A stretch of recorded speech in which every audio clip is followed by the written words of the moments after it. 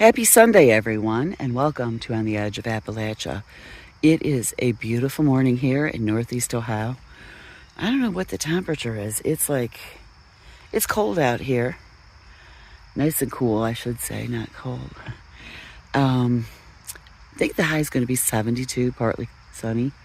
It's just going to be gorgeous. It's going to be the perfect gardening day. I got a lot cleaned up in the yard. Next thing I gotta clean up, nobody laugh, is my greenhouse is a mess. So I'm hoping to get to that next. Look at my beautiful, beautiful arbor here.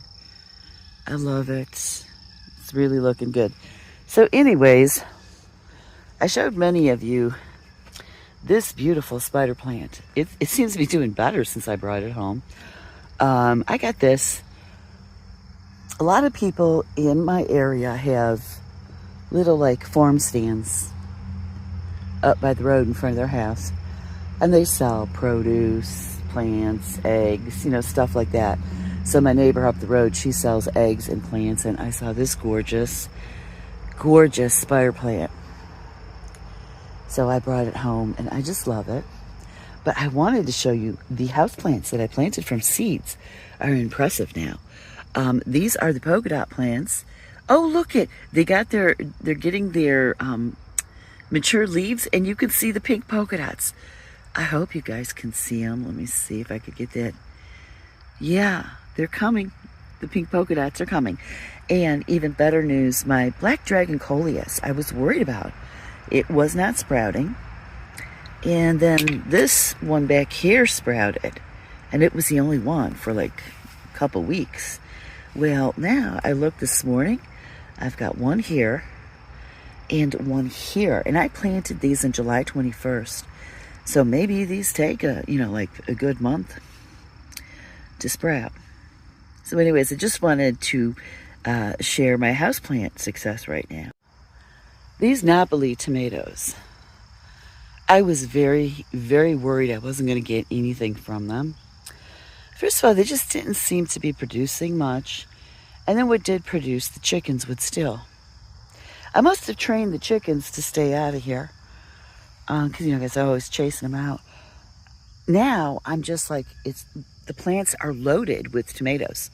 Still waiting for them to ripen, but I'm actually getting tomatoes. So, my rattlesnake beans have been producing like crazy. I am overrun with rattlesnake beans, but they are so delicious. So yesterday, I harvested a whole bunch. I gave them this harvest to the young family next door because I was like, wow, they're amazing, amazing beans to grow. I love them, but I just had to give some away, which is a good thing. It's a really good thing. So I had, at this end of the fence, I planted the last few of my rattlesnake beans. And then on this end, I planted my Cherokee black beans. Now, I planted these on the same day, and they all sprouted about the same time, but I'm noticing the Cherokee black beans, they grow much quicker. They're halfway up already. But they all look great. So I was just weeding my carrots here. Now, usually what I do is I just, broadcast my carrots any which way. Just broadcast them, the seeds. Because I have trouble working with those, small, real delicate seeds. So I find broadcasting works better. But with my fall carrots, I thought I would try where I did them in rows. I sowed the seed in rows. And then when they're big enough, I'll thin them out like I normally do. I want to see if that works better for me. Do I get more carrots that way? Especially with, you got the cold season coming up. I'll be making soups and stews and chilies and stuff like that. I'll be needing carrots. So, I don't know. I'm going to see how that works. But a lot of my carrots, they're still babies, but they're looking good. We'll see how this goes. Okay, so in the spring, I had planted in this section here salad bowl mix. Seeds I purchased from M.I. Gardner. And this whole area was packed with beautiful lettuce. It was just gorgeous. So then when it got hot and everything started to bolt, I cut everything down. I know I left about that much above ground. I cut it back in the hopes that it would come back when things started cooling down. Unfortunately, only one out of all that lettuce I had planted here, just that one right there came back. I don't know why. I'm grateful for that one though. It will definitely give us a good amount, because I don't like cut it from, I don't pull it up. I just put parts off so it keeps growing. Found a nice little surprise. I have some curly leaf parsley here. I mean, it's a nice surprise. I don't really use parsley, so not sure why I planted it here, but I forgot about it, and it's here. Look what I found. It's a volunteer sweet pea. It's over by my beans, so that's exciting. So this area here is where I planted my freckled romaine last spring. And let me back this up, see if that'll help. Yeah, there we go. And again, just like I did with the mixed salad bowl, when it got warm and it started bolting, it still looks a little bolty right now, I cut it down. And as you can see, I have had better luck with the romaine coming back. I'm wondering, this section of the garden gets more shade, especially at this time of year. We're at the end of August, and I'm wondering if that's why, because it gets more shade here. It's cooler over here. And I did pick this area of the garden for my cold crops because of the shade, and it stays cooler here. But yeah, just wondering about that. So anyways, I have done a lot of weeding this morning. I think I'm going to go inside and get some things done in there. So I am so excited, you guys. Today must be my day for having houseplant success.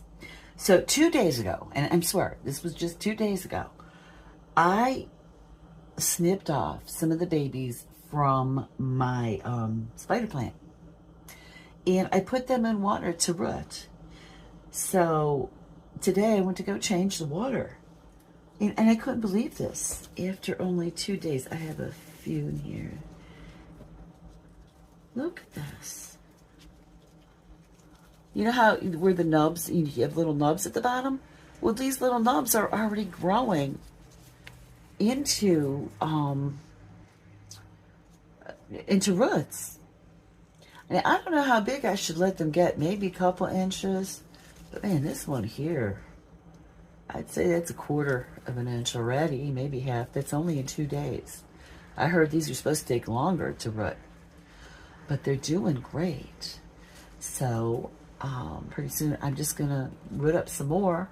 I'm gonna bring these to the flea market with me, because everybody seems to like houseplants, buy houseplants at the flea market. So I figure I will give that a try and see how that goes. But I am just so excited. So I think I'm gonna give these another 2 days, and then I'm gonna pot them up, and I'm gonna snip some more off to root. Yeah, this is just like wonderful. I'm so excited. So my Kentucky Wonder Beans were attacked when I had that Japanese beetle infestation. It was so bad. It just ripped up my Kentucky Wonder Beans so bad. And I did not expect anything. And these were very slow in producing anything. But I went through there just now and I couldn't even believe I found this. And there's more blossoms. So I am really, really impressed. So this is my harvest for today. I'm sure that's not all of it. I think there's a lot I didn't get, but this is just what I picked for today, which I think is pretty good. I get a harvest like this like every day, so it really adds up. Now, I have a question for you guys. Here's what I'm finding. All right, you see, especially the Napolis. I'm finding these on the ground, or like even a really like one that is hardly blushing. I will just touch it on the vine and it comes right off, as if it's totally ripe. I think it's happening with the Ace 55s too. But is anybody else having that? It used to be, they didn't do that until they were like totally ripe. I don't know. But anyways, I noticed my Napoli tomato plants are just really, really heavy with fruit, just waiting to ripen. So I'm really excited because that means my sauce this year is mostly going to be Napoli. I'm using the Ace 55 as filler, but it's going to be mostly Napoli, which really is, oh, it's going to make a really, really good sauce. So I think that's it for the day. I'm going to leave you with that. Blessed be, and make it a joyful one.